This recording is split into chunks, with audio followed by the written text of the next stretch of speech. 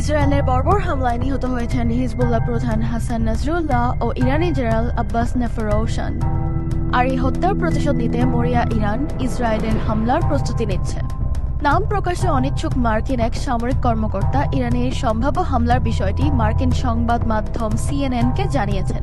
এদিকে তেহরানের এই পদক্ষেপে অনেকটাই উদ্বিগ্ন হয়ে পড়েছে ইসরায়েলের প্রধান মিত্র দেশ মার্কিন যুক্তরাষ্ট্র। তবে আকাশ পানি না স্থল, কোন পথে ইরান হামলা চালাবে তা স্পষ্ট করেননি ওই মার্কিন সেনা কর্মকর্তা। লেবাননে হিজবুল্লাহ নেতা নাসরুল্লাহ ও ইরানের কুদস ফোর্সের শীর্ষ কমান্ডার নিলফরৌশান নিহতের একদিন পর বদলা নেওয়ার হুঁশিয়ারি দেন ইরানের পররাষ্ট্রমন্ত্রী আব্বাস আরাগসি। তিনি বলেন, এই হত্যাকাণ্ড ও আগ্রাসী ইহুদি শাসনের ভয়াবহ অপরাধের জবাব না দিয়ে চুপ করে বসে থাকা যাবে না। ইরানি পররাষ্ট্রমন্ত্রীর পাশাপাশি একদিন দেশটির কৌশলগত বিষয়ক ভাইস প্রেসিডেন্ট জাভেদ জারিফ হুঁশিয়ারি দিয়ে বলেন, যথাসময়ে সঠিক জবাব দেওয়া হবে, আর এটি হবে ইরানের ইচ্ছাতেই।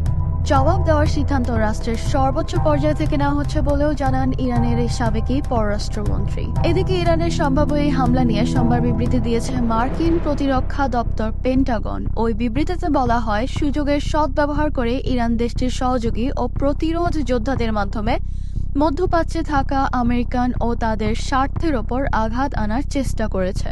ইরানে এই হামলা ঠেকাতে মার্কিন যুক্তরাষ্ট্র সব ধরনের প্রয়োজনীয় ব্যবস্থা নেবে। পাশাপাশি মধ্যপ্রাচ্যের অতিরিক্ত সেনা ও বিমান পাঠানোর বিষয়টিও জানায় মার্কিন পররাষ্ট্র দপ্তরের মুখপাত্র মেজর জেনারেল প্যাট রাইটার।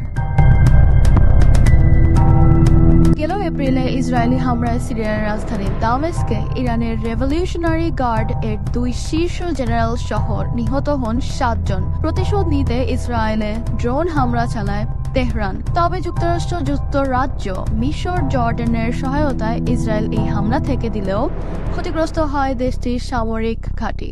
মধ্যপ্রাচ্যের কয়েক যুগ ধরে ইরান ও ইসরায়েলের মধ্যে ছায়া যুদ্ধ চলছে। সম্প্রতি ইরান সমর্থিত লেবাননের প্রতিরোধ যোদ্ধা হিজবুল্লাহর ওপর ইসরায়েল হামলা শুরু করলে পরিস্থিতির মারাত্মক অবনতি ঘটে।